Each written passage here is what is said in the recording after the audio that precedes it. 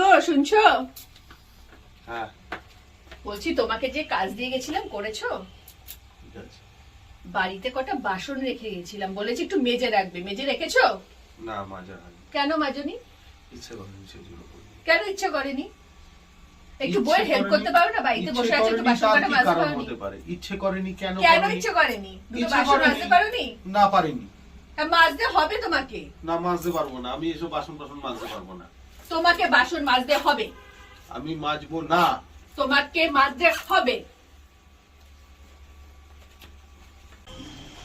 মনে হয় এটা দিয়ে একটা খোঁচা মেরে দিই। বিয়ে যে কেন করলাম, গাধা হয়ে গেছি। বিয়ে পড়ার পরে গাধা হয়ে গেছি, পুরো গাধা। একখানা বাসন মাজতে হবে আমাকে। বিয়ের আগে মানুষ ছিলাম, বিয়ের পর গাধা হয়েছি, গাধা গাধা হয়েছি। বাসন মাজে গাধা।